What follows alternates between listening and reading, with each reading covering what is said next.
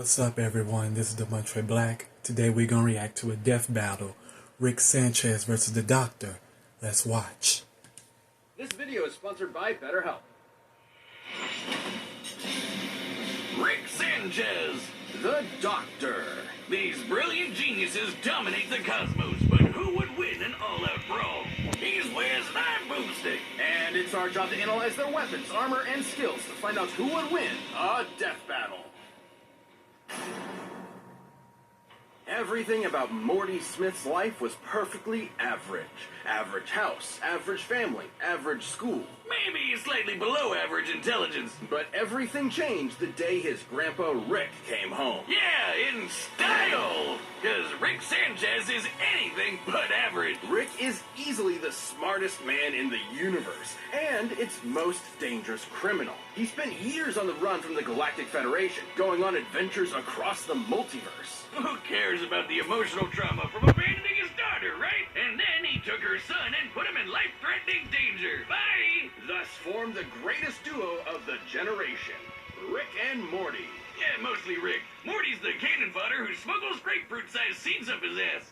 And that's just the first episode. Rick is an unparalleled inventor, always ready to face even the squanchiest of alien foes. He's got your usuals. Laser gun, invisibility belt, shrink ray, cyborg implants, the works. As well as some weirder things, like a Mr. Meeseeks box, which can summon an infinite number of irritating temporary life forms that will work tirelessly to accomplish a given task. Or a series of android decoys that are so perfectly created, they don't even realize they're decoys.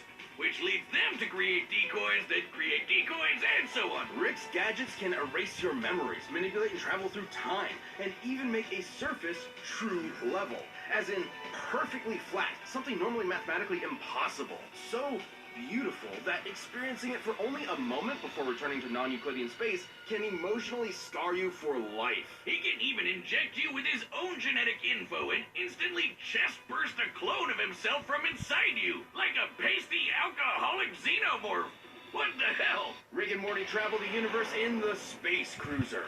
Powered by a microverse under the hood, this compact starship comes equipped with laser cannons, a fishing line that can tow a solar system, and a unique artificial intelligence. With all that crazy sci-fi gear, Rick and Morty's adventures were absolutely bonkers. From disentangling a time loop created by alien snakes, to battling the metafictional story lord, to Rick turning himself into a pickle to avoid family therapy. This guy would rather battle the Russian mafia as a vegetable than address his feelings. Actually, pickle's a fruit. Because boy oh boy, does he have a lot of them. Behind the fart jokes and wubba-lubba-dub-dubs, Rick harbors bitter emotional agony. Way back when, in a completely different universe, the Rick we know had a happy life. Until another Rick from another universe took it all away, the bastard. But like me, Rick is a true inventor, and this tragedy spurred him to craft his greatest creation, the portal gun. My scans indicate it creates holes through all aspects of space-time, allowing Rick to travel anywhere in the multiverse. It sounds exhausting. It can do more than that. It can slice you in half, set up traps, and even... That's coming out of your paycheck. Nuh-uh. Decades of traveling the multiverse, hunting down the man who ruined his life, darkened Rick's heart. He began to ask himself, if there are an infinite number of universes, with an infinite number of each person, how did any individual life matter? Sounds like he's overthinking it. Like the time he accidentally turned all of humanity into horrific Cronenbergs. He and Morty had to escape to a parallel universe, where they swapped places with recently deceased versions of themselves. What does that do to a person? Makes them badass. When Rick found the Interdimensional Council of Ricks, he kicked their teeth in. Like they say, he's the Rickest Rick of them all. That he is. Just touching the hem of his coat can activate his energy shield, or even induce instant death. Yes, instant. No, it isn't explained why. Though considering this reaction, it's likely a chemical released through the coat's lining. Rickest Rick, Wiz. He's dodged an orbital space laser from just a few feet away. He's so smart, he figured out he's in a TV show. Yep, really. Perhaps most mysterious is Operation Phoenix, a series of clone bodies that his consciousness can be uploaded to upon his death. Despite eventually taking it offline, his mind is still connected to every other Operation Phoenix across the multiverse. Giving him an infinite number of extra lives. even if some of them are shrimps and fascists. Some of his devices can destroy the Earth, the universe, even numerous alternate timelines. He actually did that just to manipulate the stock market. Though underneath the drunken god complex, there's still a glimmer of the family man Rick used to be. Well, as much as he insists that love is just a chemical reaction in the brain, he does care about his daughter and grandkids. And Jerry, sometimes. He's taken on an alien Zeus, the president of the United States, and the actual devil, even exiting the bounds of fiction into meta-reality, fighting Jesus H. Leaping Christ himself, and meeting Joseph Campbell. Talk about a hero's journey. Challenge Rick at your will. He might look like a scrawny, drunken septuagenarian, and he is, but he's also, somehow, the greatest warrior in the universe. And you can lick his balls. Ian Chesterton and Barbara Wright were just your average school teachers, with a less than average student. Susan was odd, almost like an alien. And when they met her grandfather and his police box, they found out why. They were aliens, and that police box was the TARDIS, a 2-in-1 spaceship and time machine. Thus, they were whisked away into the stars, kicking off over half a century of timey-wimey adventures with a revolving cast of companions, like Sarah Jane Smith, Rose Tyler, the Brigadier, Amy Pond, and so many more. Complete with the cheesiest special effects you've ever seen. This madman with a box had a name he would never tell, and a history he would always run from. He was only known as the Doctor. Doctor Who? Exactly. Doctor Exactly?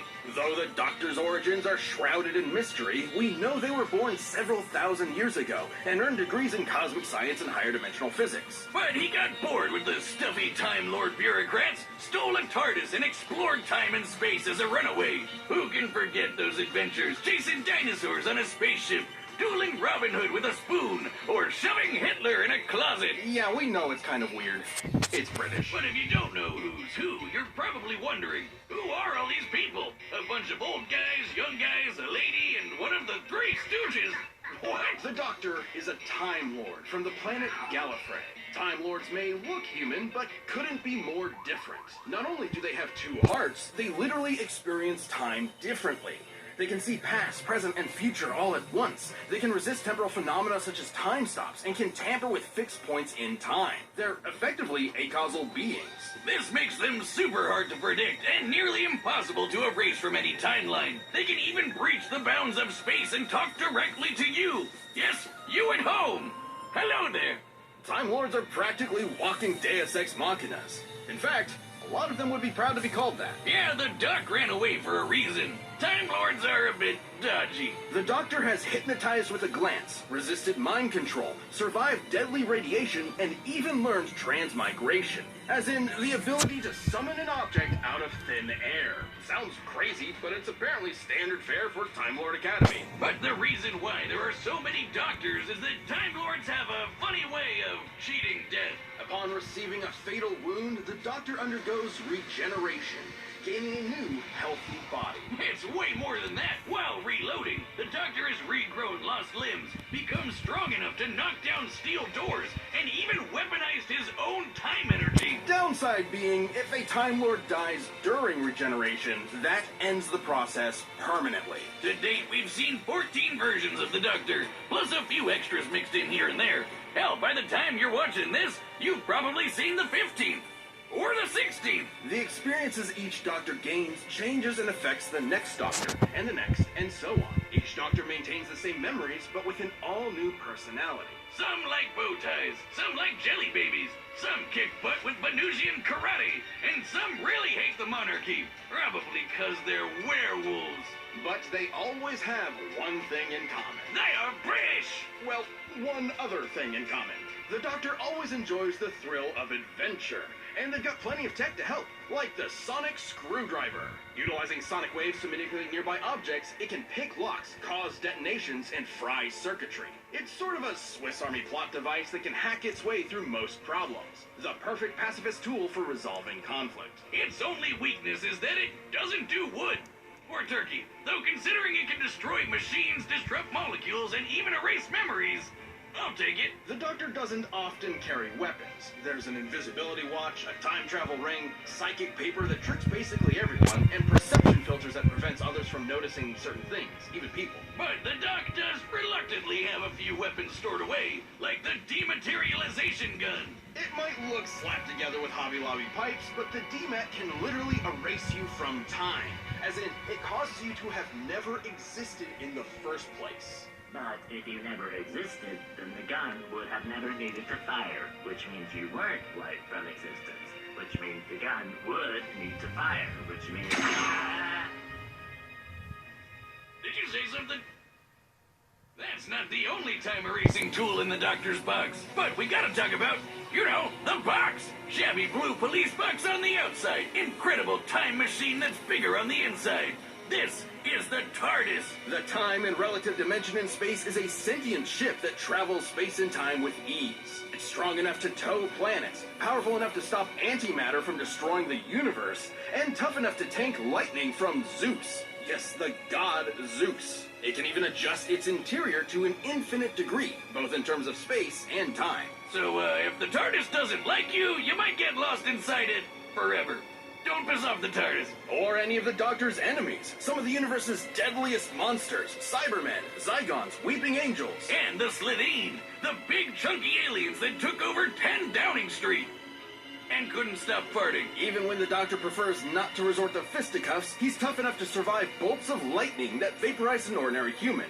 He's even dodged half a dozen disintegration rays, while also improvising several thousand calculations in a matter of nanoseconds. Yeah, the Doctor's super smart. So smart his brain once powered a 1,000-year-old supercomputer. The Doctor's outwitted cosmic entities like the Great Intelligence, the Time Lord Nemesis, the Master, and apparently the original Satan, who isn't even the most frightening alien in the multiverse, because that would be the Daleks. Alright, bear with me here. They may look like trash cans with plungers, but they can exterminate anything that gets in their way, even all of space and time, like when they battled the Time Lords to extinction in the last Great Time War. A war that showed a darker side to the Doctor. Thrust into a conflict that put all of reality at risk, the Doctor became a warrior, a soldier, a killer.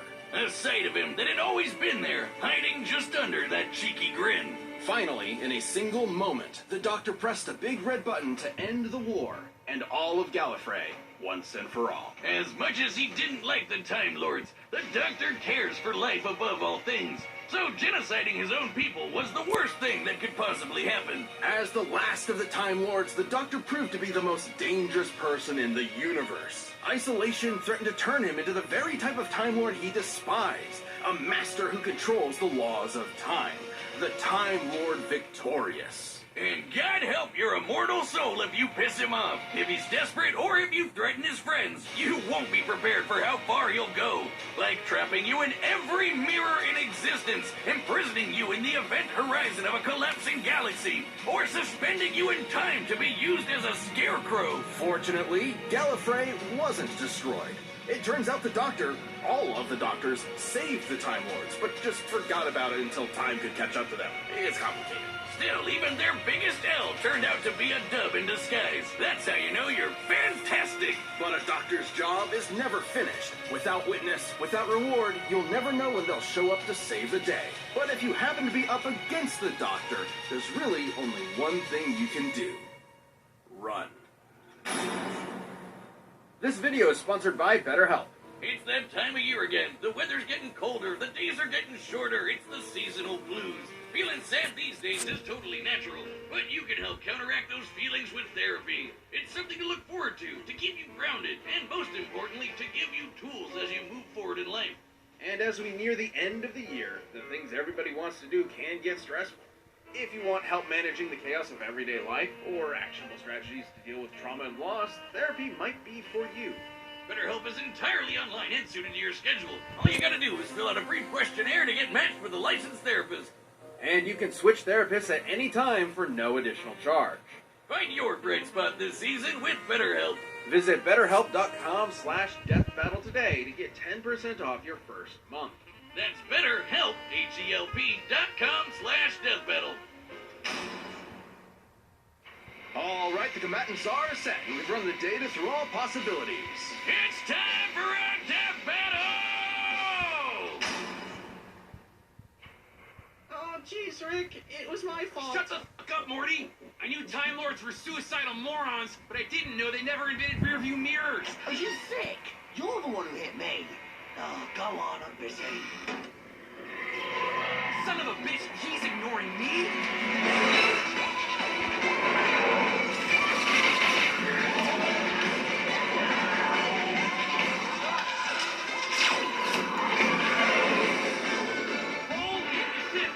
No!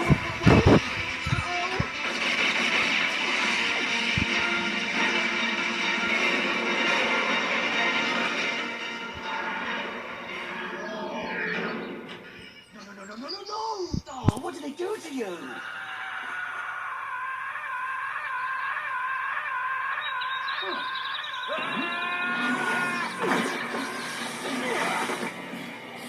Alright, fine. Queensborough rules? Bit of Venusian karate? Keep quipping, asshole. Maybe you'll find a good joke on the ground next to your teeth. On guard!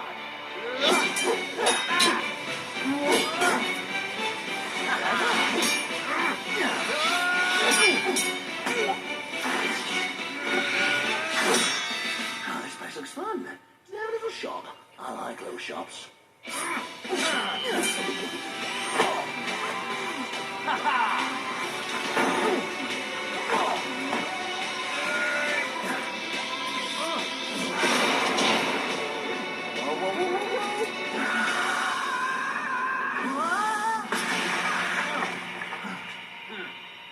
Well, drink as much as you can. They're scared of rapid movement. Oh! Motherfucker.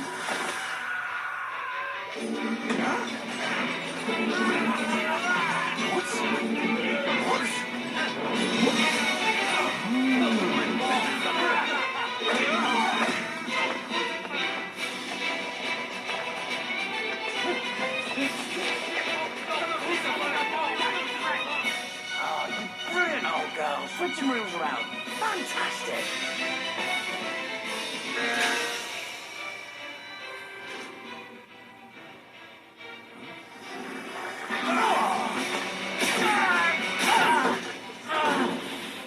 It's fun to be the class clown so you get shot. Now hurry up. I got a grandson waiting on me. He won't die an idiot like you.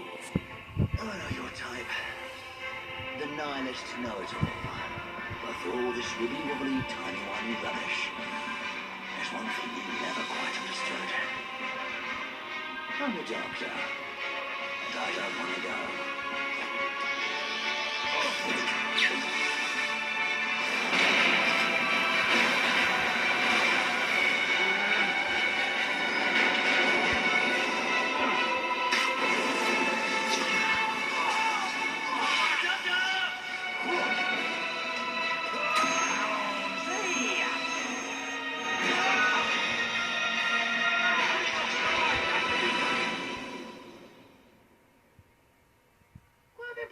Morsey.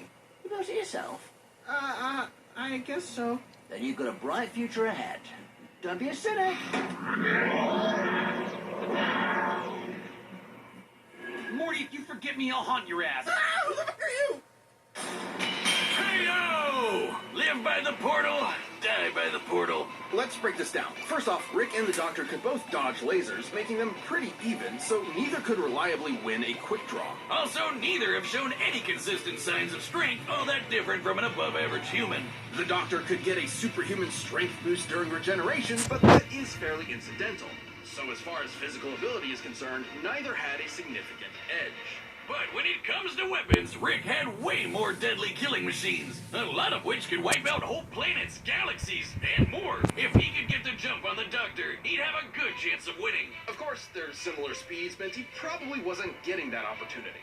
There's no denying his firepower was superior overall, but that still had to contend with the Doctor's technology. Yeah, despite all of Rick's crazy inventions, most of which could kill a normal person instantly, the Doctor matched or countered pretty much all of it. Being a Time Lord meant he could resist any time-warping trickery Rick threw at him, and the sonic screwdriver could hack and even destroy nearly everything Rick had. The Sonic has even disabled teleportation and time travel technology before, making it more than capable of hijacking Rick's portal gun, which has been hacked in the past. With that gun, Rick was kind of a sitting duck. Operation Phoenix makes killing Rick permanently almost impossible. But the Doctor's reality-altering tech like the DMAT meant there would be no Rick left to upload to a new body at all, effectively ending the fight in a single shot. And that was hardly the only reality-warping superweapon the Doctor had access to. The Doctor's technology presented a clear advantage. Now let's talk ships. This one's pretty clear-cut. The space cruiser was a deadly machine that towed a solar system, but the TARDIS single-handedly held off a universe-destroying event. That's an edge for the Doctor. But perhaps most important of all was their experience and intelligence. Rick mastered space and time to the point of becoming a veritable god. But you can say the same for the Doctor, who is way older. It's kind of like the Doctor has been Rickin' for many times longer than Rick himself. And when push comes to shove, the Doctor is just as experienced of a warrior as Rick ever was, if not more so. 11 spent 900 years battling Daleks, Cybermen, Sontarans, and more on Trenzalore and came out on top. And don't forget how quickly the Doctor can formulate, calculate, and initiate plans. Like when he dodged half a dozen rays and improvised thousands of calculations in his head to siphon the ray's energy into a teleporter, all in a matter of nanoseconds. Rick usually relies on being the smartest guy in the room. When he's forced to battle people at his own level, he's often outsmarted, like with the Prime Rick or, gasp, a Morty. Rick was a formidable genius, but the Doctor's incredible technology, unmatched intelligence, and thousands of years of experience gave him the win. Ah, geez. I bet Rick was absolutely mortified to lose. The winner is the Doctor. If you like the death battle, give a thumbs up. I'll see you in my next reaction. This is the Montre Black. Peace.